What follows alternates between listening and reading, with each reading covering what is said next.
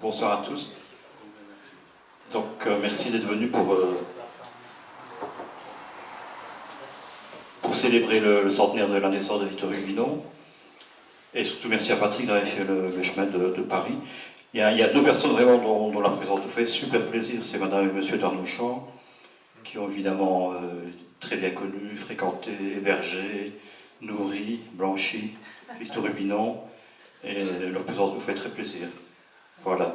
Et aussi la présence de Lichuvina et de Combat TV, qui viennent un peu rendre compte des activités qu'on essaye de mettre sur place. Voilà. Patrick, les à toi. Merci Philippe. Bonjour à toutes et bonjour à tous. Effectivement, comme tu disais Philippe, nous sommes très heureux de retrouver, je dis bien de retrouver Madame et Monsieur d'Arnouchamp, parce que ça fait quand même quelques petites choses dans ma vie.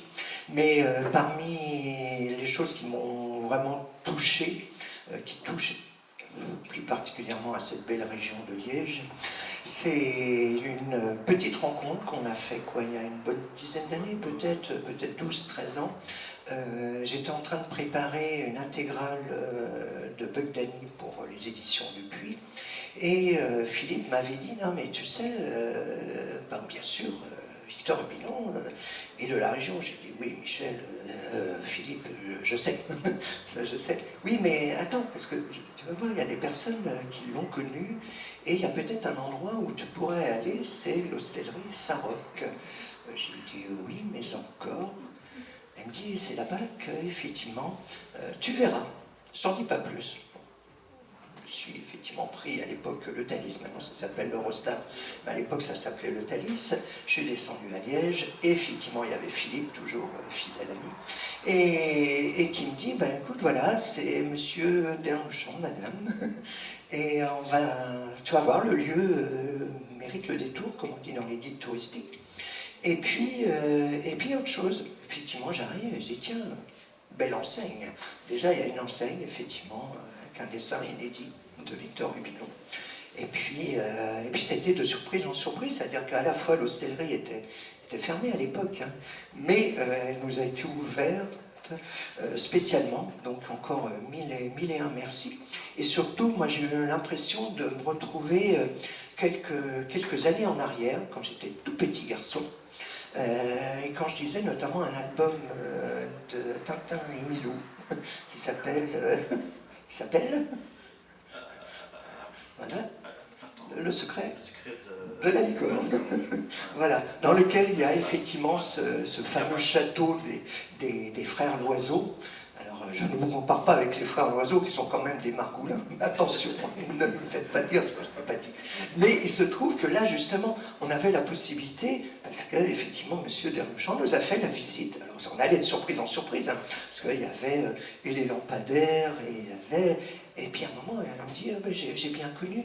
D'ailleurs, j'ai peut-être quelques albums. Il nous a emmenés aux étages. Et dans les étages, qu'est-ce qu'on a vu? On a vu une partie de la collection, de vos collections, avec des dédicaces, pas dédicaces avec 3 petits traits et tout. Non, des vraies dédicaces couleurs, avec Bug Danny, Sonny Toxon, Tumblr, etc. C'était déjà la première chose. Et puis il y avait une tapisserie, une magnifique tapisserie. Et puis il y avait d'autres choses dans les sous-sols, justement, ces fameux frères Loiseau, c'est pour ça que ça faisait la similitude. C'était un endroit qui était encore avec des vieux meubles, des draps, bien entendu. Et puis il fallait soulever les draps. Et derrière les draps, sous les draps, il y avait une série de peintures de gouache, complètement inédites, pour mon part, et je pense pour énormément de personnes, faites et peintes par Victor Hugo, dans un style assez étonnant, qui est une sorte de mélange de Magritte, de Salvatore Dali et de Victor Hugo, parce que c'est une vraie patte. C'est ce qu'on retrouve d'ailleurs dans le livre de Vincent qui l'évoque. Donc ça a été pour moi, j'ai presque du pain béni. Donc moi j'étais là avec mon petit appareil, j'ai pris 2-3 photos. Je suis allé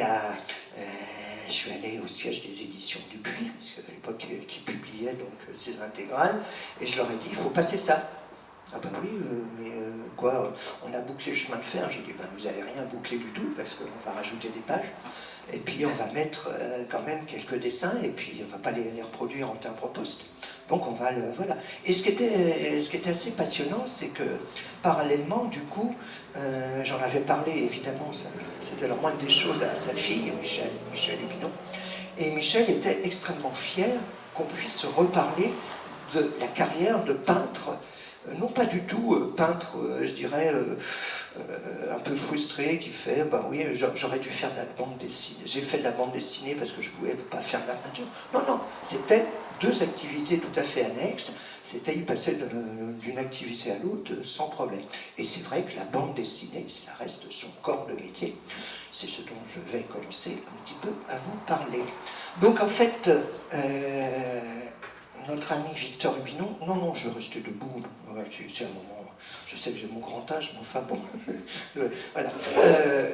Donc il est né en 1924, puisqu'on fête aujourd'hui son centenaire, et il fait partie de cette génération d'auteurs qui effectivement a connu la guerre. C'est très important pour en avoir discuté avec d'autres auteurs qui ont connu cette période. Ben, il y a ceux qui l'ont connu et ceux qui sont venus après. Et lui, donc, bah, écoutez, pendant la guerre, il est à Liège, il fréquente à un moment, effectivement, cette envie de faire du dessin, et surtout, on a un peu oublié l'importance de la ville de Liège dans l'émergence d'une bande dessinée classique belgo-française. Je dis bien belgo-française, parce qu'on dit toujours franco-belge, ça va quoi. Il y a beaucoup de choses qui sont quand même nées ici. Voilà. Et donc, il se trouve que donc à Liège, c'est un... alors d'une part, il y a quelques éditeurs, hein, je pense, je sais pas, Gordinet et tout, mais Victor Hubinon s'inscrit dans une autre, un petit peu haute tradition, comme beaucoup d'auteurs qui sont nés effectivement en 1924, donc dans les années 20, qui ont une dizaine d'années vers 1934, eh bien c'est l'apparition de la bande dessinée américaine. Énormément de bandes dessinées américaines qui sont publiées dans la presse grâce à une agence de presse, ce qu'on appelle aux États-Unis un syndicate, et notamment une qui est extrêmement vivace, si on peut dire, enfin en tout cas vivante, c'est Opera Mundi. En latin, l'œuvre du monde, excusez du peu. Mais il se trouve que donc Opera Mundi, à l'époque, fondé par un juif d'origine hongroise qui s'est installé à Paris, mais qui diffuse à travers toute l'Europe énormément de strips américains. La légende dit qu'un jour, il a rencontré Walt Disney à Paris, qu'ils l'ont, je dirais, signé plus ou moins un contrat. Parfois, comme on dit dans le film Qui a tué Liberty Valance, la légende vaut mieux que la réalité, mais qu'ils auraient signé un contrat entre Walt Disney et Paul Winkler, comme quoi il pouvait utiliser à sa convenance un certain personnage de Mickey Mouse. L'histoire est belle, possible, vu l'époque. Voilà. Et nous sommes au début des années 30, donc au début des années 30, on a l'apparition en 1934 du journal de Mickey qui va être relayé notamment par Robinson, par Hopla, etc. Et la découverte énormément d'artistes, notamment un qui va jouer un rôle, je dirais presque formateur, en tout cas dans la carrière de Victor Hubinon, c'est un certain Milton Caniff, quoi, hein. Donc c'est des bandes dessinées comme Steve Canyon et autres, Theory of the Pirates, et puis d'autres. En fait, on s'aperçoit que pendant la guerre, effectivement, il décide pourquoi pas faire quelques dessins, et surtout Liège accueille plusieurs personnalités de la bande dessinée qui vont jouer un rôle absolument essentiel dans la carrière de Victor. C'est un certain Jean-Michel Charnier, on va y venir, et également une personne qui est extrêmement importante dans l'histoire de cette bande dessinée belge, et française, et internationale, c'est un certain Georges Troisfontaine. Georges Troisfontaine, qui est Georges Troisfontaine? Parce qu'on a un peu oublié le rôle de Troisfontaine. C'est un garçon qui s'est, on va dire, un peu émancipé rapidement. Je crois que sa maman l'a émancipé vers 16 ans en disant « On sait bien, tu veux être le ticoun », on ne disait pas le ticoun, mais enfin bon, le mania de la presse, tout ce que tu veux. C'était un homme qui aimait les affaires, énormément les affaires, et qui était très doué en affaires, mais qui avait un côté aussi flamboyant. Il flambait, ça pour flamber, il flambait. Et il habitait à Liège, dans une petite... son premier bureau, c'est simple, c'est la maison familiale qu'il tient qu'il a décidé d'installer dans sa chambre. Sa maman dit ok, bon c'est bien, mais tu fais quoi? Ouais, non, je fais des affaires, en fait, effectivement. Après-guerre, il va faire une fortune en vendant des stylos billes, et j'en passe, et des meilleurs. Et c'est surtout, c'est à l'époque, quand on a effectivement une petite vingtaine d'années, tout est possible. Donc tout le monde se retrouve dans les auberges, on rigole, etc. Jean-Michel Charlier, lui, d'abord, d'une part, Jean-Michel Charlier, qui deviendra évidemment le principal scénariste de Victor Hugo. Jean-Michel Charlier est à l'époque un peu rattrapé par la STO, service de travail obligatoire. Alors, je ne sais pas si on appelle ça comme ça en Belgique, mais enfin c'est l'équivalent de... Voilà. Il se trouve que Jean-Michel Charlier, comme je vous ai dit, je connais quand même bien Philippe, son fils. Il y a encore quelques mois, je passais chez lui, il m'a montré un magnifique dessin. Voilà. Je vous laisserai mes coordonnées si vous avez envie d'avoir ce dessin, qui est relativement peu connu. C'est un dessin qu'il a dessiné en 1943, Jean-Michel Charlier, où il raconte le sabotage, parce qu'en fait, effectivement, il manque de peu de partir en Allemagne. Mais c'est pas génial de partir en Allemagne. Et donc, surtout qu'il envisage de faire des études de droit, etc. Et donc, Jean-Michel Charlier, à un moment, décide d'échapper, mais c'est compliqué. Il y en a d'autres qui ont essayé d'échapper à Tillieux, tu l'expliques notamment dans ton ouvrage. C'est pas le cas de Victor, puisqu'il est étudiant, je rappelle. Mais donc, Jean-Michel Charlier, à un moment, la seule solution, si on peut dire, c'est de se faire porter balle, sauf qu'il faut trouver le médecin un peu complaisant. Et donc, il trouve le médecin complaisant qui lui dit, écoutez, ce que les Allemands ont le plus peur à l'heure actuelle, c'est effectivement qu'on leur apporte, genre, une épidémie. C'est pas le Covid, mais enfin bon. Donc, on va vous dire, vous êtes un peu fragile et tout, et puis, bon, vous allez travailler pour... évidemment l'Allemagne, la Grande Allemagne, mais vous allez effectivement travailler, mais en tout cas en Belgique. Et là, effectivement, il explique que, il faut savoir que, ça c'était quand même un gag, vous connaissez peu, à mon avis, sur Jean-Michel Charlier. Jean-Michel Charlier va s'inscrire, en tout cas être mêlé à une cellule trotskiste. Donc, effectivement, il commence à vouloir faire avec certains communistes dans une usine, à faire du sabotage. Et il va faire ce dessin que son fils m'a montré, qui était absolument hallucinant. Donc, de 1943, nous sommes en 43, nous ne sommes pas en 44 ou 45. Donc, c'est quand même une prise de risque. Victor Hubinon, lui, commence à dessiner, à faire quelques croquis, à faire quelques dessins qui sont, je dirais, non pas inspirés par Milton Caniff dans le style réaliste, mais beaucoup dans le style comique. C'est vraiment des dessins d'étudiants. On va dire qu'il s'inspire très très très lointainement, mais d'un auteur américain qui s'appelle Martin Bronner, qui est le dessinateur de Bicou, entre autres, Perry Winkle, dans la version originale, personnage secondaire de Vinnie Winkle, j'en passe.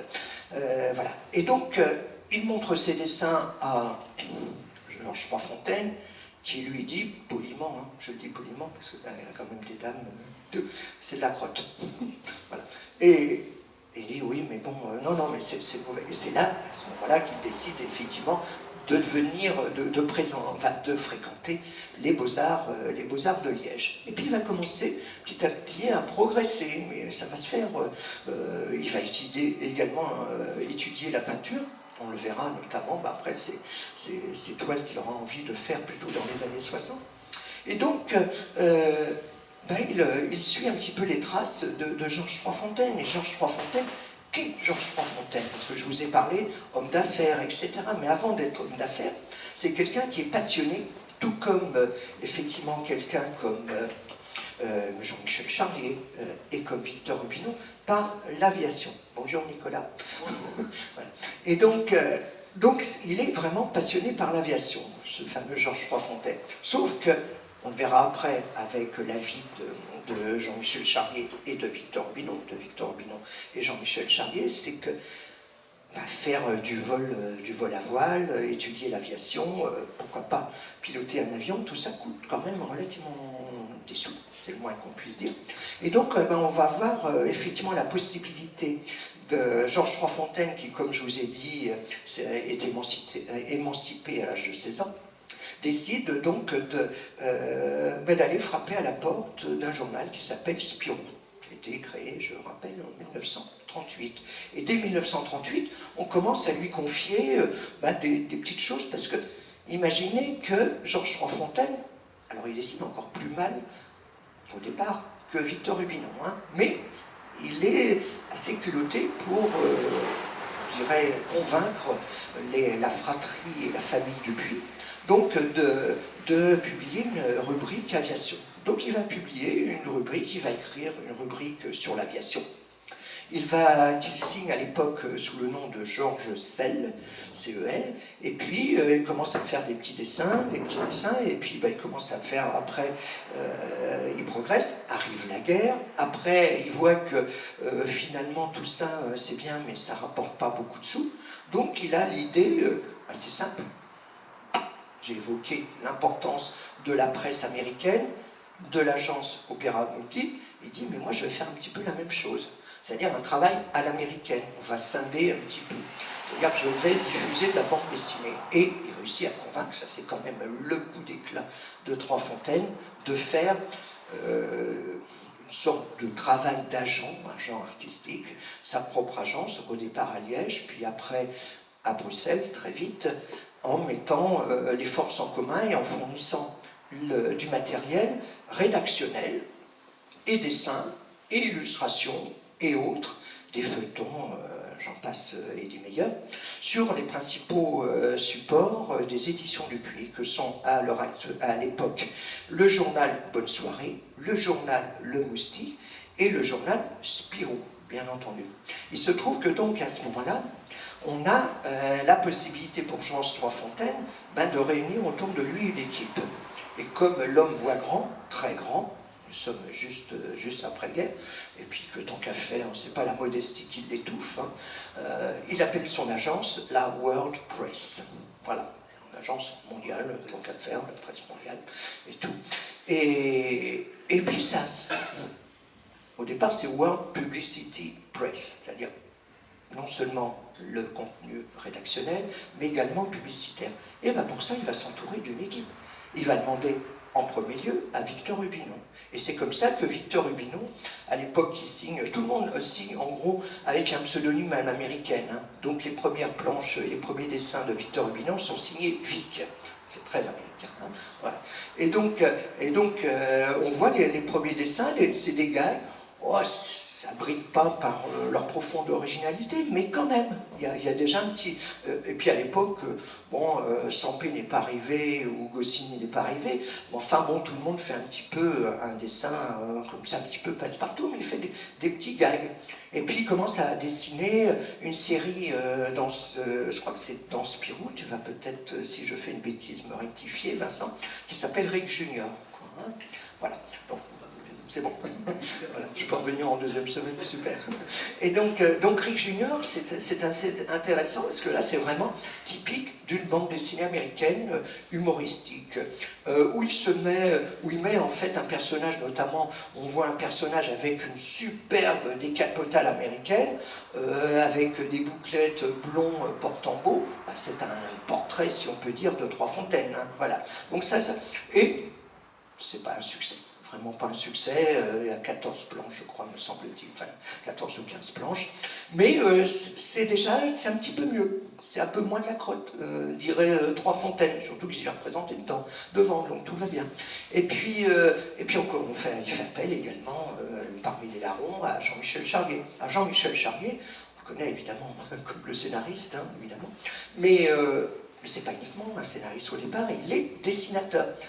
Il est beaucoup moins doué, quelque part, que Victor Rubinon. Mais il sait, voilà, c'est-à-dire que notamment, je crois que c'est un certain Alder, il s'inspire d'un dessin un petit peu à l'américaine, avec beaucoup de, je crois que tu appelles ça des guillochés, quoi. C'est-à-dire, voilà, c'est plutôt que de mettre une grosse tache noire, là, qui fait très moche sur le dessin, il fait des espèces de petits croisillons comme ça, et puis c'est un dessin assez Ben, j'ai beaucoup apprécié, Vincent, un moment quand tu fais l'interview de François Volteri, François explique que, ben, en fait, Jean-Michel Charlier, au départ, pour dessiner les avions, parce que c'est lui, en fait, qui dessine, notamment dans toute cette rubrique pour l'aviation, puisque évidemment Georges Froidfontaine a laissé tomber l'écriture, a commencé à déléguer, ce sont les, comment dire, c'est la partie aéronautique, ou la partie bateau, enfin toute la partie technique, en gros, quoi, hein. Donc c'est Jean-Michel Charlier qui fait,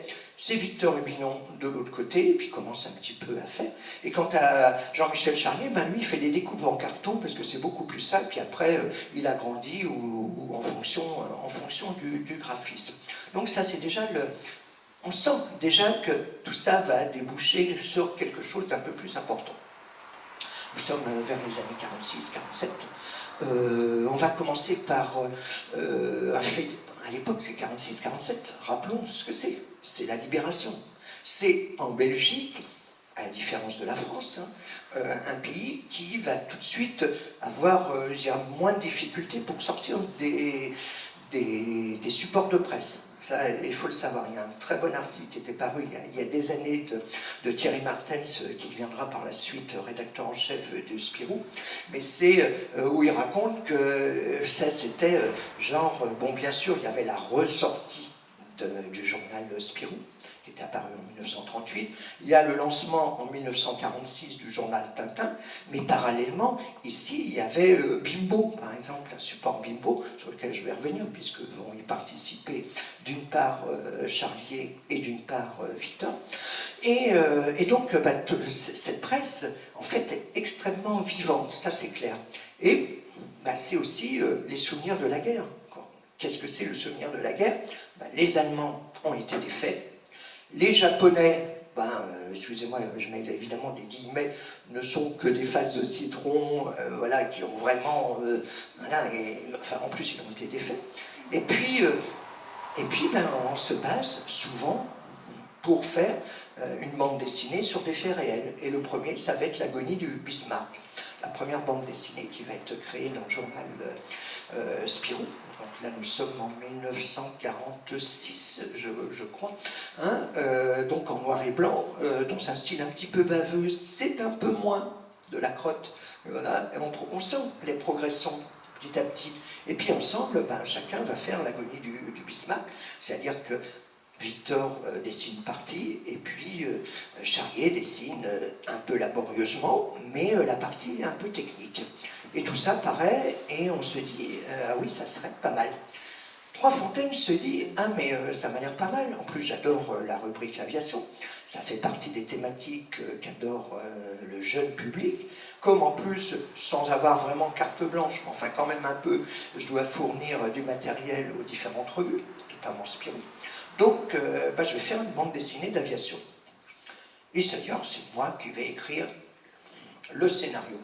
Sauf que Georges Froidfontaine, on verra peut-être par la suite, on le verra par la suite, est vraiment un homme d'affaires, tout ce que vous voulez, sauf que c'est pas un scénariste. Ce n'est pas du tout un scénariste. Donc les premières planches de Bugdani, qui s'appellent, je dis, phase de citron, le premier s'appelle Les Japs attaquent. Voilà. Alors, les Japs attaquent, au moins, on est tranquille, à la fin, ils sont juste après Pearl Harbor, Hiroshima qui a pété 2 ans plus tôt, enfin bon, tout va bien.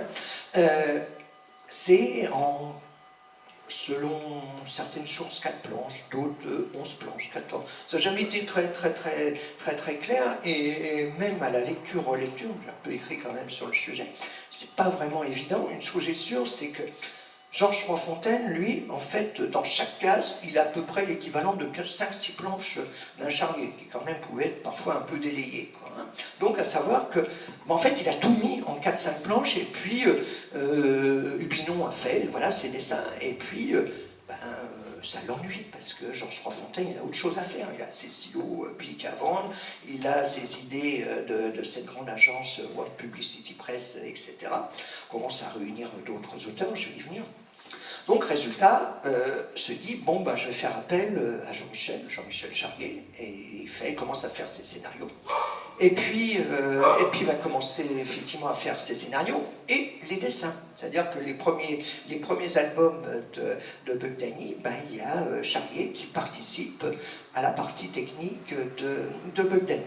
Et puis petit à petit, ça va être une série qui va un petit peu prendre du corps. Les dessins qui sont encore un peu malhabiles des Japatal, tout ça va déboucher sur d'autres titres. Les autres titres vont progresser, vraiment progresser au niveau qualitatif, au niveau scénaristique.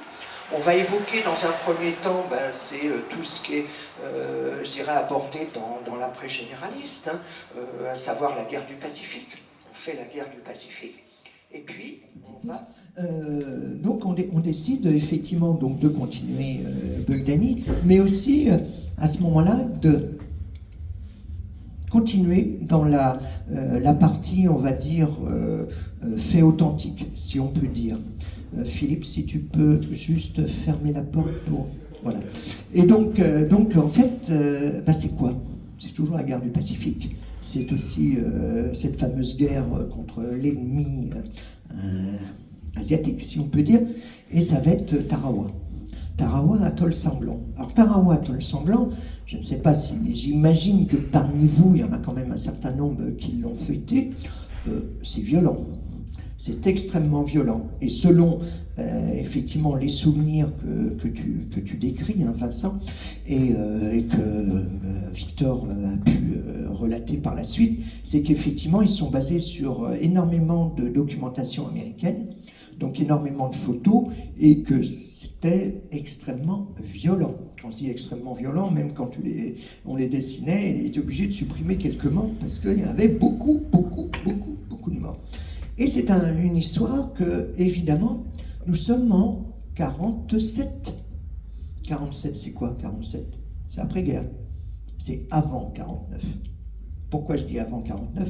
C'est avant la loi des publications destinées à la jeunesse, etc. La loi de censure qui va être votée à l'époque d'un commun accord par les forces catholiques et les forces communistes françaises, où en gros on va commencer à vouloir interdire toute la bande dessinée parce que c'est trop violent, parce que c'est trop politique, parce que il y a trop de femmes, etc., etc.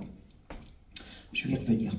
Donc en 1947, on décide effectivement, Jean-Michel Charlier, un peu, Georges Froidfontaine, un peu, Victor Hubinon, un peu, et un quatrième larron, qui est également originaire de la région Liège, qui est un certain Albert Weinberg. Albert Weinberg, vous le connaissez, c'est le dessinateur de Dan Cooper, lui aussi passionné d'aviation.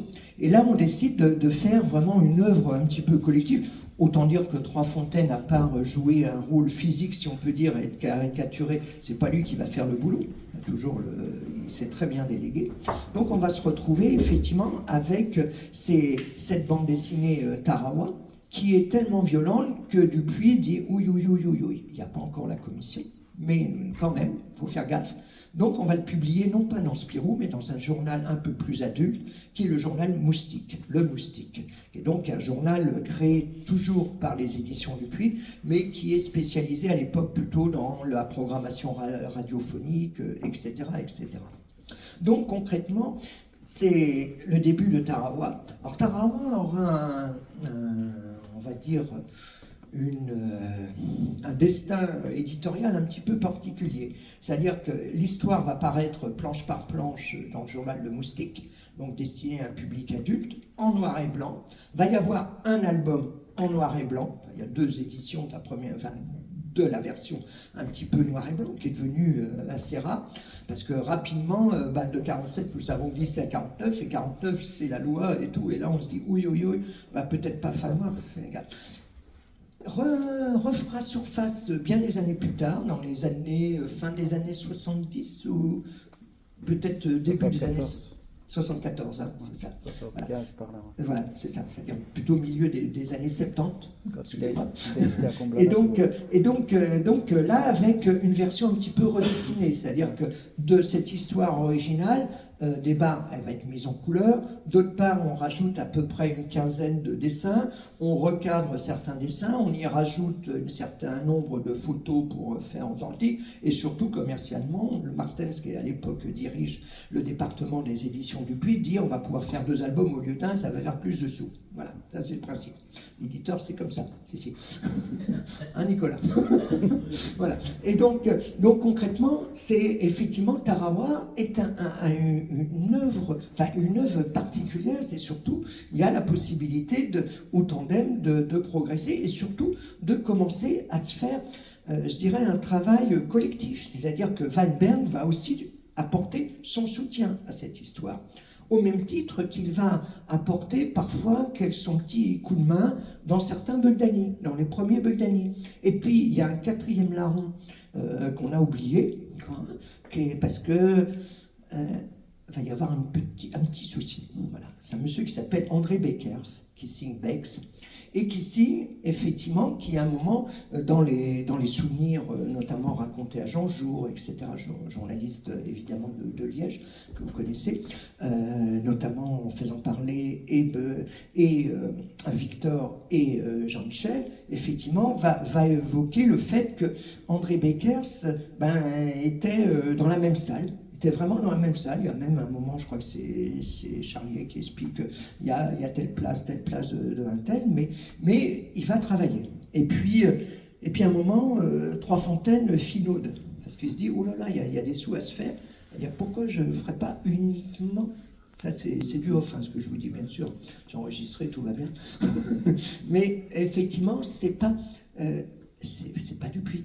Donc il a une idée de faire une bande dessinée d'aviation, mais qui n'est pas chez Dupuis. Voilà.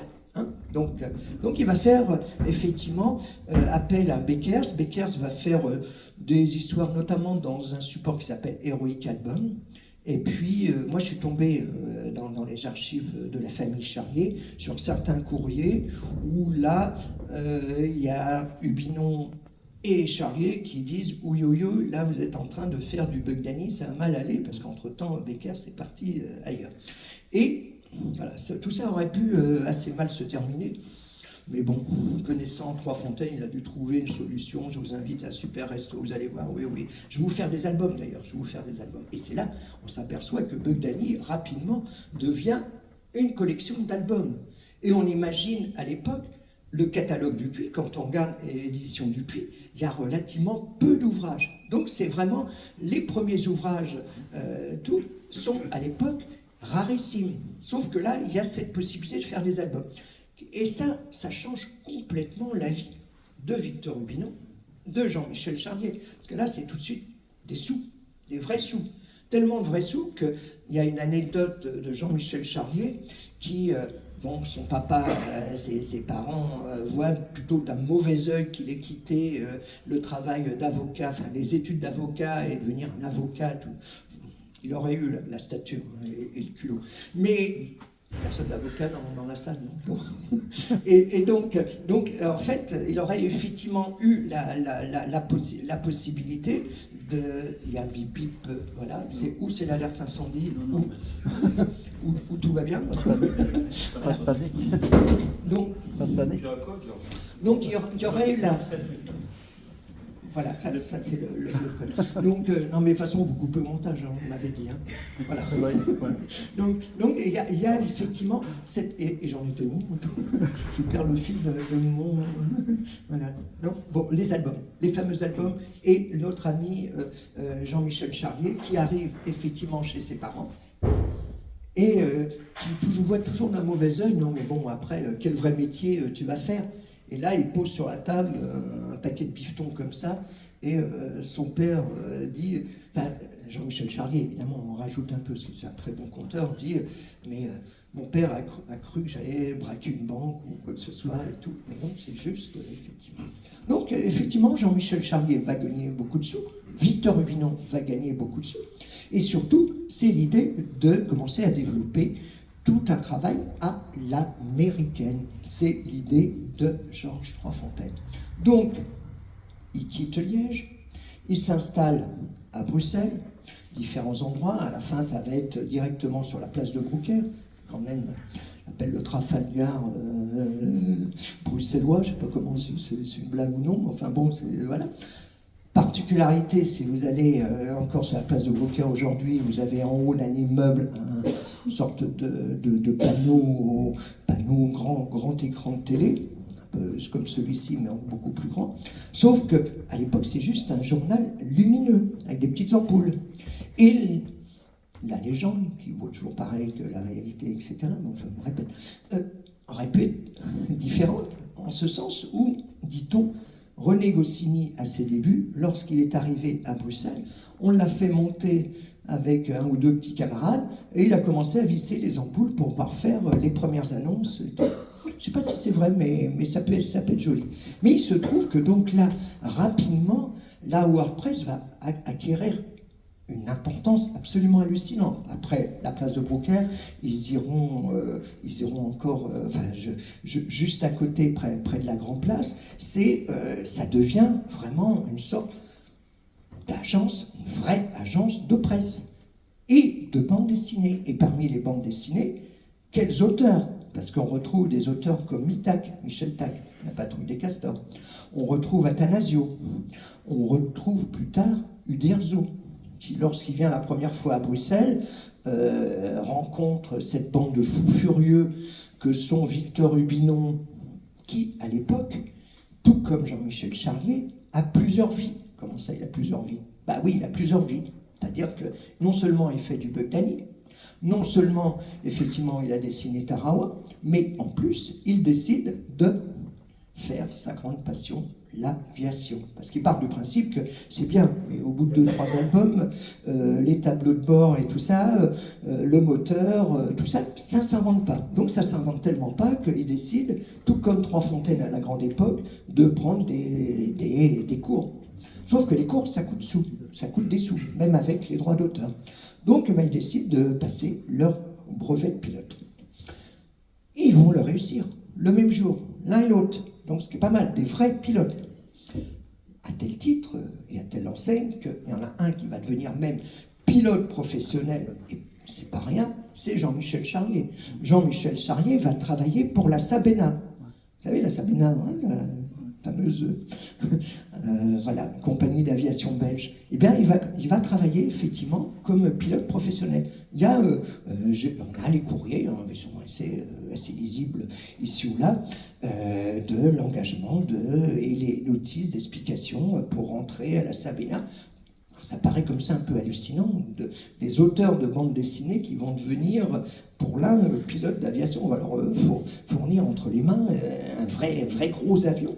Ben, ça s'explique aussi qu'il y a eu la guerre de Corée, qu'il y a énormément d'aviateurs professionnels qui ont été engagés, etc., qui manquent de pilotes, et on va demander tout. Victor Hubinon, lui, c'est plus modeste. Enfin, c'est plus modeste. C'est l'un et l'autre, et tu le racontes très bien dans ton livre, l'histoire du Piper Club. Tu vois, un Piper Club, c'est un petit avion avec je sais pas comment on dit, 2 ailes, enfin, double ailes. Moi, je confonds 2 chevaux et avion, hein, pour vous dire que voilà. Mais donc, non, concrètement et sérieusement, il décide d'aller en Angleterre, un moment, de rapatrier un Piper Club. On parle bien des auteurs de Buck Danny, en vrai. Hein, ils prennent l'avion, et puis au milieu de truc, hop, il y a l'entrelage qui commence à foutre le camp, et tout le monde fait ouf.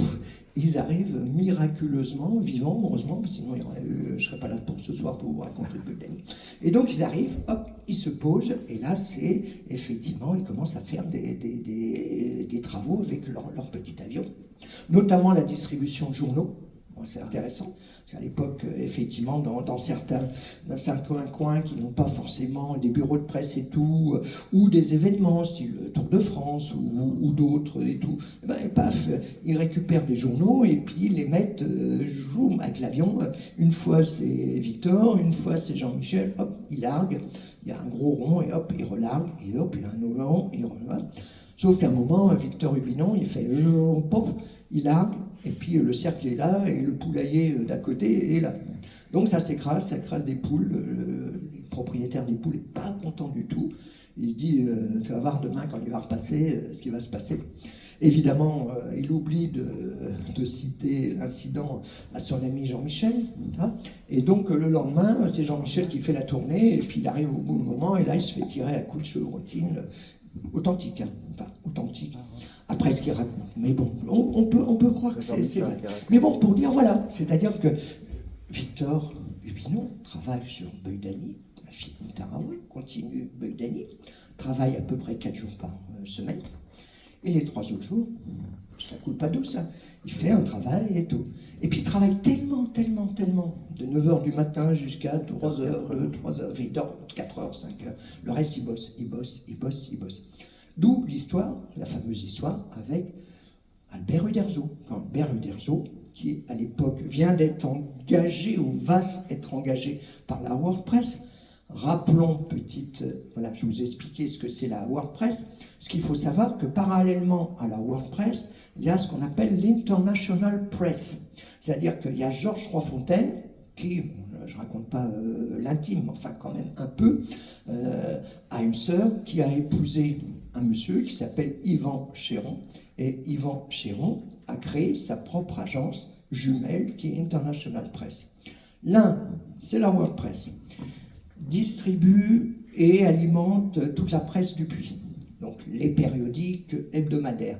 International Press, lui, alimente plus, enfin elle plutôt, alimente plus la presse quotidienne, notamment la Libre Belgique. Et grâce à la Libre Belgique, eh ben, ils vont commencer à faire des séries un petit peu différentes qui sont publiées, non pas tous les jours, mais essentiellement dans les pages, je dirais, pour enfants. Le jeudi étant le journal, la journée de repos, si on peut dire, des enfants de l'époque, moi le premier. Et donc, on peut lire notamment une bande dessinée humoristique signée, effectivement, c'est pas Victor, c'est Victor Hugues, c'est ça ? Ou peut-être Victor Hubinon, je ne sais plus, il faudra que je vérifie. Enfin, en tout cas, une bande dessinée totalement humoristique qui s'appelle Fifi, que c'est en gros Titi et Gros Minet version bande dessinée. Et il fait ça. Et je peux dire qu'il fait du Beudani et il fait de l'humoristique avec autant de talent. Parce que là, il ne fait plus de la crotte, comme on disait. Et vraiment, il continue à publier. Donc, il fait de l'humour, il fait du réalisme. Le réalisme, petit à petit, grâce à l'expérience apportée par toute, je dirais, la partie technique, le fait de prendre un avion, de le piloter, de connaître les pilotes, de raconter des anecdotes, etc. Parce que là aussi, une des grandes forces, notamment de Jean-Michel Charlier, c'est que c'est une éponge. Beaucoup de scénaristes sont comme ça, c'est-à-dire qu'ils écoutent sur les champs, qu'est-ce qui se passe à l'anecdote, machin, bidule, et puis ils lisent les journaux. À l'époque, tous les deux, et Charlier et Hubinon, lisent notamment, après, il faut avoir, mais Aviation Magazine, toute la presse et tout. À l'époque, Charlier, qui lui a trouvé une jolie Française et s'est marié à Paris, donc commence à travailler et à récupérer pas mal de presse à la fois française, puis américaine, etc. Donc tout ça fait que tout ça nourrit notamment la série Beudani. Ce qu'il faut savoir, c'est que Georges Troisfontaine, Yvan Chéron dans une moindre mesure, la brouille sera parfois entre les deux, mais entre les deux agences et tout. Mais Georges Troisfontaine, lui, c'est vraiment la méthode à l'américaine. Yvan Chéron est plus, on va dire, plus doux au niveau des méthodes. Ça paraît comme ça un peu différent, mais réellement. C'est-à-dire que quand on regarde un petit peu le parcours, Yvan Chéron continuera par exemple à travailler pour Journal Pilote bien après.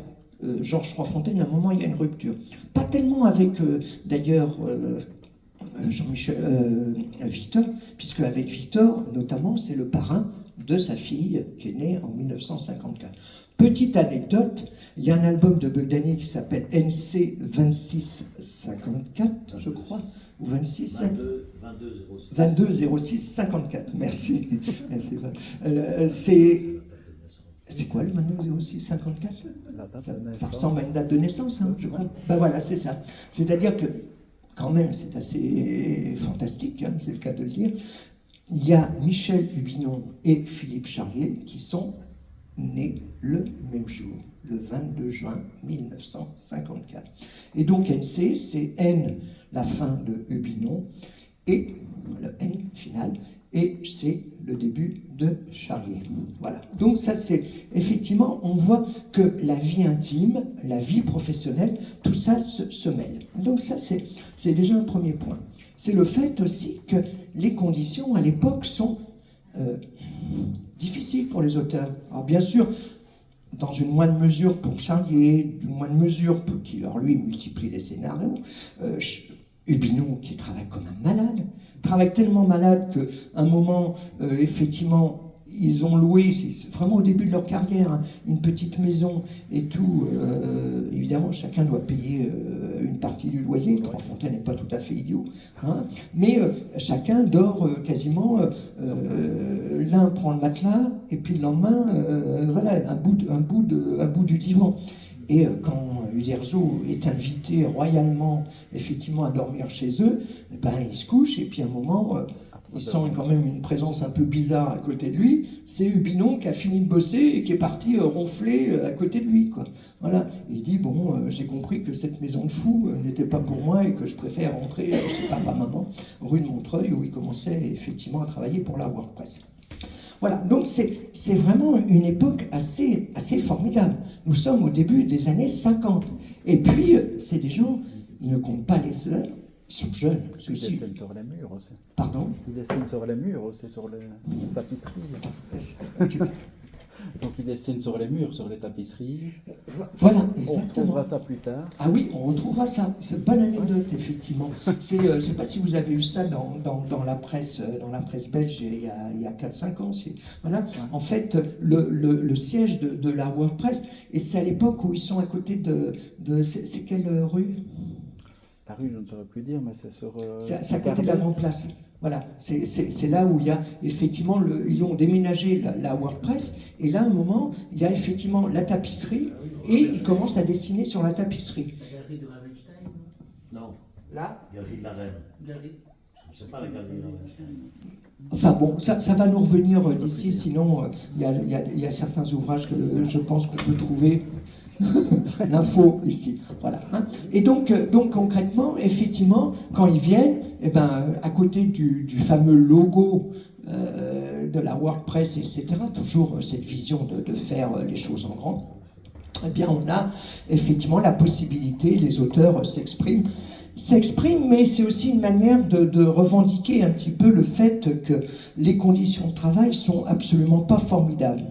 Ce qu'il faut savoir, c'est que la WordPress a grandi, a vraiment grandi. Hein.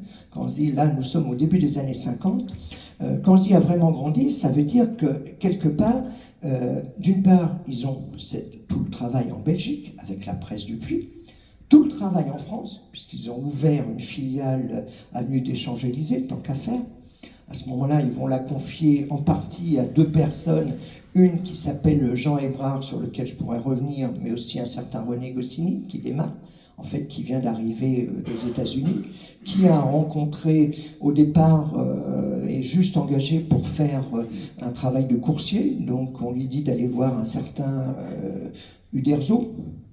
Et Uderzo est content parce que Goscinny me dit « Ah, bah super, un compatriote ». Il est persuadé que Goscinny, effectivement, est italien. Bon, en fait, les deux ont commencé à s'entendre comme larron en foire. Mais pour dire que ça va être aussi l'aventure de Radio-Télé aux États-Unis. C'est un magazine de télé. Comme Goscinny est le seul à parler anglais de toute la bande, on l'embarque. Et puis Trois-Fontaines, et la famille Dupuis va essayer de faire un journal télé concurrençant les journaux américains aux États-Unis. Autant dire que ça va être un plantage absolument phénoménal. Parallèlement, on a le lancement d'un journal qui s'appelle le Risque Tout. Risque Tout, c'est un journal en grand format fait par Dupuis. Donc, effectivement, c'est un peu à l'initiative de Georges Trois-Fontaines. C'est surtout comme rédacteur artistique, directeur artistique, un certain Maurice Rosy.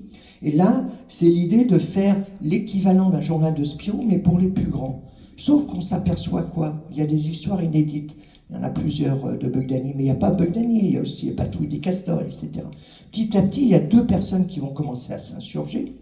Pas Victor, hein. Victor, lui, continue à alimenter, continue à bosser comme un malade, mais Jean-Michel Charlier et puis Gigé vont commencer à dire c'est bien, mais là on est en train de gâcher des mines de scénarios, parce qu'on fait une histoire en 4 planches, c'est à peu près l'équivalent d'une idée qui pourrait être développée sur 46 pages. Et puis les conditions sont absolument déplorables, malgré la publication des albums, etc. Il y a Gray qui expliquait dans un livre d'entretien, écrit par Benoît Mouchard, où il explique qu'à l'époque, il signait une sorte d'abandon de tout droit, donc on leur payait une fois leur planche, qui pouvait être, notamment dans le cas de la presse quotidienne, Libre Belgique, etc., rééditée ou reprise dans la récréation de la dernière heure, etc. Tout ça pour rien. Pour rien. Donc, les auteurs commencent à parler entre eux. Victor dit, bon, ben, moi j'ai mon boulot. Jean-Michel dit, oui, mais on pourrait peut-être faire quelque chose. Goscinny, Uderzo, ah oui, c'est pas mal. Et puis on commence à réunir toute une petite bande. Et c'est pas n'importe qui, la petite bande, hein. C'est Peyo, le dessinateur des Schtroumpfs, qui créera les Schtroumpfs en 1952, me semble-t-il. Donc là, nous sommes un petit peu après après Joanny Pirlouit, etc. On a Will, on a Franquin qui se laisse porter parce que c'est les copains et tout, plus que ça.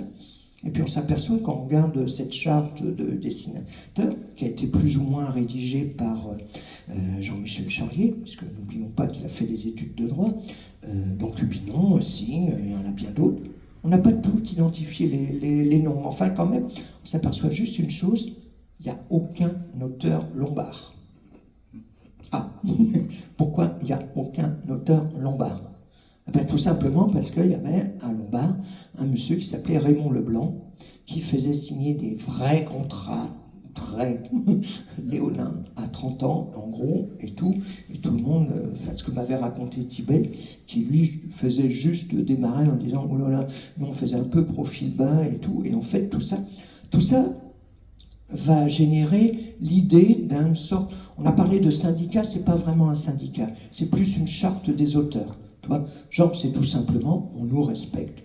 C'est-à-dire qu'on cite nos sources, c'est-à-dire qu'on est cité, on n'est pas un membre parmi toute une équipe, déjà la première chose, et puis deux, ça va pas. Hein. Donc il faut qu'on soit, si c'est publié 2 fois, 3 fois, il n'y a qu'une raison qu'on ne soit pas payé 2 fois, 3 fois. Ça paraît la base, mais c'est pas nécessaire. Résultat, la fronde commence un peu, tout ça commence un peu, la mayonnaise commence à prendre. Sauf que non, elle ne prend pas du tout, parce qu'il y a 2 fourbes, je ne citerai pas les noms, je les ai, mais qui décident de balancer à Trois-Fontaines en disant il paraît que va y avoir et tout, et puis vous allez voir. Et Trois-Fontaines, bon, est à la fois fou furieux, mais je pense que la colère vient pas de Trois-Fontaines. Je pense qu'elle vient plutôt du côté de la famille Dupuis, qui voit qu'il y a peut-être un souci. Résultat, on décide de, je dirais, licencier les plus faibles, ou ceux et tout. Donc à l'époque, je crois qu'il y a notamment Forton, que remercier. Pourquoi Forton? À l'époque, il travaillait avec Charlier, mais enfin bon, voilà. Il y a Martial, mais bon, Martial, je sais pas, c'est tout. Et puis René Goscinny. Et donc, Charlier fait une lettre absolument incendiaire à Trois-Fontaines en disant « Mon cher Georges, je te signale que si tu persistes à vouloir évidemment virer nos 3 petits camarades, nous on s'en va. Nous, c'est effectivement non pas Victor Hubinon, qui est toujours un petit peu, lui, de toute façon, c'est Bugdani. Ils ne vont pas virer Bugdani. C'est la bande dessinée, des bandes dessinées phares de Spirou. Donc on va virer effectivement René Goscinny. Voilà, c'est le plus faible. On réintègre et tout. Et le résultat, assez inattendu, c'est qu'effectivement, Charlier, Uderzo partent. Et le fameux Jean Hébrard. Je Je vous ai parlé de Jean Hébrard. Rappelle-moi Jean Hébrard. Jean Hébrard, en fait, est un homme qui s'occupe de la publicité à la WordPress, version parisienne. C'est quelqu'un qui a beaucoup d'entre-gens, qui travaillent notamment avec Lanvin, la famille Lanvin, par sa famille, etc. Et surtout, une famille un peu aisée, qui a fait Polytechnique, etc. Et qui, ses parents, son papa n'est plus là, mais sa maman est effectivement encore le café Place de la Bourse.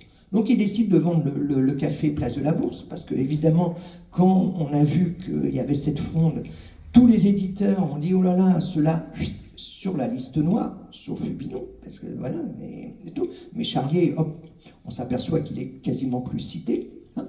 Et puis donc concrètement, effectivement, il y a la possibilité, on ne travaille plus avec la WordPress. Donc Trois Fontaines se retrouve un peu embêté, mais Bogdani continue, on est d'accord. Sauf que Binon, il est fidèle dans l'amitié. Et c'est là où on en revient, en fait, ces sentences, c'est qu'il y a effectivement cette histoire d'amitié. Cette histoire d'amitié ne sera jamais fâché trop avec Trois Fontaines, hein, évidemment. Mais il sera effectivement très, très complice de ses amis. Et donc, ses copains lui disent « Ah ouais, tu viens, on a une idée. » Ça ne viendra pas tout de suite. Hein. Là, on est en 56, début 56. Ça va 2-3 ans, ça va être la vache enragée, vraiment la vache enragée. Hébrard, Goscinny, Uderzo, Charlier fondent une double agence presse. Pas concurrente, n'exagérons pas, en termes de, je dirais, énorme impact, mais enfin quand même, une double agence destinée pour la presse et pour l'édition. Et ils vont commencer à publier quelques travaux publicitaires. Et bien ils font appel notamment à Victor Ubinon. Victor Ubinon, parallèlement à ces histoires, va reprendre notamment une bande dessinée qui s'appelle Pistolin, sur scénario de Goscinny, qui est paru à l'origine dans un journal Pistolin qui était la propriété de International Press, d'où l'idée que Yvan Chéron n'était pas si fâché avec tout le monde, mais globalement tout le monde part, ils gardent ça dans la corbeille de mariage, etc. Et ils vont pouvoir continuer Pistolin plus tard, notamment dans le journal pilote. Même chose sur Tiger Joe. C'est quoi Tiger Joe? C'est encore une autre série de Ubinon réaliste, publiée, une histoire de Bruce, sur scénario de Jean-Michel Charlier. Ubinon, c'est ça. C'est-à-dire qu'il fait tout en même temps. Il va également créer des biographies. Parce que là, j'ai passé rapidement sur la carrière de Victor. Mais entre-temps, j'aurais pu citer la série Surcouf, la biographie de Surcouf, qui sera découpée en 3 albums, qui est dans un style tellement américain au niveau graphique, etc. Et c'est également une autre biographie scénarisée par Octave Joly qui s'appelle Mermoz. Vous voyez un peu la quantité, et on le voit très bien dans ton livre, Vincent, c'est qu'effectivement, chaque jour, quand il ne travaille pas et qu'il balance les trucs sur les poulaillers, il bosse, mais il bosse comme un malade. Et il ne refuse pas. C'est absolument hallucinant. Il y a même un petit document, alors j'en ai trouvé des extraits, je le cherche depuis des années, je vous le dis. Hein. C'est les mésaventures de Philippe ou quelque chose comme ça. C'est une bande dessinée publicitaire qui est faite par Philips sur scénario de René Goscinny et dessinée par de Victor Ubinon. Moi, il se trouve que sur l'extrait qu'on va passer, il y a un lettrage qui est tellement Uderzo, que je me dis, c'est à mon avis Uderzo qui a fait le lettrage, très bon lettreur. Donc toujours est-il qu'effectivement, il continue. Il commence à travailler pour Edipresse, Edifrance en publicité. Et puis, 59. 59, c'est la rencontre avec François Cloteau, je passe rapidement, mais c'est quand même lui qui a eu l'idée du journal Pilote. 1959, le lancement de Pilote. Sauf que, ben voilà, c'est quoi le journal Pilote au départ? C'est l'idée de François Cloteau qui veut faire une sorte de Paris-Match pour jeunes. C'est-à-dire qu'on fait appel aux vrais journalistes. Quand on dit vrais journalistes, c'est pas les petits zozos qui travaillent dans la bande dessinée, des vrais journalistes. C'est Courrières, c'est etc. Puis on parle de vrai sport. Hein. Attention, hein, voilà. On va faire appel à Raymond Coppa, le footballeur, etc. Tout ça, c'est des exclusivités qui coûtent très cher, même si c'est fait au départ en collaboration avec Radio Luxembourg. L'important de Radio Luxembourg, on n'a pas oublié, mais c'est essentiel. Et puis, Edipresse et Edifrance, 2 imprimeurs de Montluçon, on a oublié un peu la trace, mais quand même, c'est quand même deux hommes qui vont jouer un rôle important. Et puis, on fait un peu de bande dessinée, parce que les jeunes, ils aiment bien la bande dessinée. On appelle ça encore les illustrés, enfin, tout, mais quand même. Et donc, on va effectivement publier quelque chose. C'est quoi un pilote? C'est une réaction où quand même, il est quand même très belge, excusez-moi, hein, mais Spirou est Tintin. Donc on va faire un journal qui exalte la culture française. Ça, c'est ça, en gros, l'idée de François Cloteau. Donc on commence à cogiter, notamment René Goscinny et Albert Uderzo, ils commencent à dire un truc, culture française, etc., qu'est-ce qu'on pourrait faire, on a une idée, formidable, une bonne idée. Ça va être l'adaptation du roman de Renard. Roman de Renard, oui, vous êtes sûr? Oui, je vous signale que Roman de Renard, Poivret, qui est un dessinateur de l'époque, dit, vous savez, il y a un certain Eugène Trubert qui est en train de le faire. Donc non, ça va pas. Donc il faut faire autre chose. On va faire l'histoire de France. Ah oui, ça c'est bien, l'histoire de France. On commence par les Gaulois. On connaît la suite. Mais ça, c'est la partie humoristique. Il faut aussi du réalisme. Parce que les jeunes gens, ils aiment bien. Surtout les jeunes garçons. Il y a pas, on s'aperçoit, je viens de publier un livre, publicité gratuite, sur l'histoire, la préhistoire de pilotes. Je peux vous dire que la photo du numéro 0, il n'y a que des vieux monsieur avec des cravates bien habillées. Il n'y a pas une femme. Et il y a juste un qui fait un peu de fantaisie, qui met son impair, c'est Goscinny, mais sinon voilà. Donc résultat, c'est effectivement des bandes dessinées réalistes. C'est quoi les bandes dessinées réalistes? Il y a Uderzo qui est là, qui est lui capable aussi, comme Hubinon, de faire du réalisme et du comique.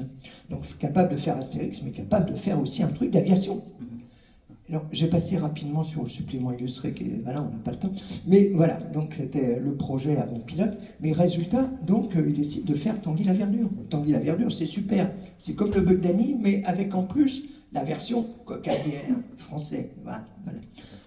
Ce qui est amusant, c'est que d'ailleurs, dans un épisode, est-ce que c'est mission spéciale, peut-être, je dis ça, il faudrait vérifier s'il y a des spécialistes dans la salle, on a la rencontre magique entre Bug Danny, Tumblr, et Sony, au moins, enfin en tout cas au moins Bug Danny, et effectivement Tanguy et la Verdure. Fin de l'aparté. Et donc, on demande à Victor Hubinon de faire une bande dessinée. Non mais j'ai déjà Bug Danny, j'ai déjà Bug Danny, j'ai mes histoires, je termine un peu Libre Junior, enfin bon, je manque pas de boulot, ouais mais attends, tu peux pas nous laisser tomber, oui bon d'accord, ok. Ouais, mais histoire de pirate, bien l'épisode. Ouais, bon, ça va, oui, pourquoi pas une histoire de pirate. Évidemment, ça va être Barbe Rouge. En fait, au départ, c'est même pas Barbe Rouge, c'est le démon des Caraïbes. Une histoire, on ne sait même pas si c'est Barbe Rouge. Après, il y a le fils de Barbe Rouge qui arrive, qui est tout bébé et tout. Et puis, il le fait, je dirais pas à contre-cœur, mais bon, il a déjà animé la rencontre, il adore faire des histoires de marine. Il a failli même être marin. S'il n'avait pas eu le mal de mer, il se serait peut-être même continué à être engagé, hein, ça se passe les étapes. Mais bon, donc toujours est-il qu'effectivement, il va accepter, il va faire Barbe Rouge, qui va être, il prend un peu plus de difficulté à faire, mais bon, c'est un très bon scénario de Jean-Michel Charrier, parfois qui délaye un peu, mais ça, bon, voilà. Et donc il va non pas abandonner Bug Danny pour faire ça, il va faire Bug Danny et Barbe Rouge. Et puis il va continuer à travailler. Et puis comme il faut alimenter Pilote, on reprend Pistolin, on reprend effectivement d'autres, Tiger Joe, etc., etc. Donc on s'aperçoit que c'est un boulot et un malade de travail. Mais Victor Hubinon, c'est aussi un homme d'amitié. Je le répète.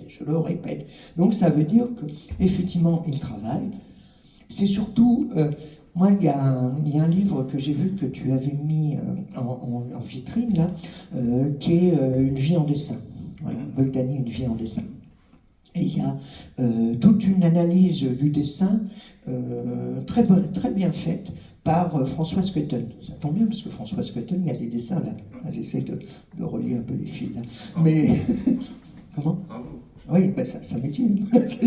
Voilà. Et donc concrètement, là, en fait, dans ce livre, il y a effectivement Françoise Cotton qui explique tout le génie et surtout l'absence de remords. Ça, Francis, dans le dessin, on sait ce qu'on est parfois, voilà, on se dit mince et tout. C'est voilà, c'est-à-dire qu'il y va. Il y va, il fait parfois des taches noires, on dit mais c'est pas on n'est plus dans le guillotier et tout. Mais il explique que c'est pour donner une impression dramatique. Et puis, en fait, il faisait un croquis qui était assez sommaire, mais assez. Il avait déjà en tête le dessin au pinceau, quoi. C'est-à-dire qu'il y a vraiment, il a de lui qui dessinait comme de la crotte, comme disait Trois Fontaines. Rapidement, il intègre toute la, je dirais, la force d'une certaine bande dessinée américaine. Notamment tout le travail qui a été fait à l'époque, notamment dans les fascicules de guerre par Harvey Kurtzman, etc., sur les récits justement sur la guerre de Corée, etc., le découpage en plusieurs séquences pour montrer le mouvement, et c'est une force. Pendant longtemps, ces 4 plans, ces 4 strips, après ces 3 strips, où il aura un peu de mal d'ailleurs, il commencera un petit peu à baisser, et il continue à travailler. Et puis c'est quelqu'un qui n'hésite pas à faire un petit peu des pas de côté. Quand je dis les pas de côté, c'est effectivement avec madame et monsieur Dernouchamp, toute la partie peinture, quoi. Vraiment la partie peinture qui a été vraiment une découverte absolument hallucinante. C'est quelqu'un aussi qui est capable de faire des dessins de mode que moi j'ai pu reproduire dans notamment l'intégrale Bugdani, dans une revue qui s'appelle Le Nouvel Adam, une sorte de journal un peu, on va dire olé olé, enfin lui c'est le journal des hommes modernes, enfin vous voyez à peu près l'idée, il y a 2-3 femmes déshabillées, il y a 2-3. Là il fait quelques dessins de mode qui sont extrêmement dynamiques. Et puis, c'est quelqu'un qui, je répète, d'amitié. Donc, il va faire effectivement des fêtes. Il y a notamment des fameux reportages à l'Hostellerie Saint-Roch, où là, franchement, je regrette d'avoir été si jeune, et surtout pas dans le métier, et de ne pas avoir été sur place. C'est hallucinant, enfin, c'est vos parents, protes et tout. C'est absolument magique. C'est-à-dire qu'on a le 49e et le 50e anniversaire de Hubinon, qui, effectivement, à un moment, va quasiment s'installer à demeure dans votre belle hostellerie Saint-Roch, et qui décide d'inviter tous les copains. Et tous les copains, c'est Francis, le dessinateur Francis Fordeté, c'est également Tillieux, c'est Walteri, c'est à un moment arrivé, évidemment Jean-Michel Charlier, le copain, c'est Jean Giraud qui arrive de Paris avec sa grande tonsure, etc. C'est tout le monde picole tellement... Et tout le monde picole, et tout le monde picole, tellement tout le monde picole qu'il paraît qu'il y avait, grâce à Charlier, une équipe de FR3 Picardie qui arrive, et puis au total, ils auront tellement été sous avant le premier tournage de Manivelle qu'on n'a pas de traces. Mais on a des photos, d'excellentes photos faites par l'ami François Walteri. Donc tout ça pour dire qu'effectivement, on a une vie, voilà, chronologie d'une vie. On a également une vie en dessin qu'on peut lire, et ce sont des souvenirs d'un homme, d'une vie, qui a quelque part enchanté des générations de lecteurs et de lectrices, beaucoup de lecteurs et un peu de lectrices. Surtout, c'est quelqu'un qui ne s'est jamais pris au sérieux, et c'est quelqu'un qui a voyagé en images. C'est ça qui est assez hallucinant. Finalement, il n'a pas tant que ça. Il n'a jamais été aux États-Unis, par exemple. C'est à la différence d'un Charlier. C'est quelqu'un qui a fait voyager Barbe Rouge. On a voyagé à travers les 7 mers, comme on dit, quoi, hein. Bugdani, c'est toute une réflexion sur la géopolitique, hein, avec aussi, je dirais, une vision politique. Alors des fois, on a dit, mais Bugdani, c'est une vision américaine, mais non. Parce que c'est pas aussi simple que ça. Il expliquait que Hubinon était capable de dessiner un Tupolev parce qu'il avait envie de dessiner un Tupolev et que ça ne le dérangeait pas. Sauf que, entre-temps, effectivement, il est arrivé la loi de 49, etc. Et qu'il y a plusieurs albums qui ont été interdits d'importation en France. Alors pourquoi en France ? Tout simplement parce que la France, la fameuse loi, la publication de la jeunesse, etc., interdisait les bandes dessinées, et notamment l'importation de bandes dessinées étrangères. Et la Belgique, à l'époque, était un peu l'étranger par rapport à la France. Moi maintenant, heureusement. Hein. Mais bon, pour dire voilà, quoi. Et donc c'était le fait qu'il y a Ciel de Corée, tout ça, c'est des albums qui ont fait l'objet d'un trafic entre les deux frontières. Je peux vous dire que j'en ai vu passer en tant qu'ancien libraire. Vous voyez, notamment Ton Futur et tout, je voyais passer, enfin c'était bien. Fin de l'aparté. Mais donc, tout ça pour dire que cette vie, elle est là. Évidemment, on vit aussi un peu par les deux bouts, hein, parce qu'il aimait bien faire la fête. Et donc, voilà, et puis il y a la vie privée, etc. Il y a des drames et tout, mais il y a cette force, ce dessin, cette énergie, cette volonté aussi de sans cesse fournir, d'être fidèle en amitié, tout ça, fait que je suis très très heureux d'avoir pu vous en parler. Voilà, merci.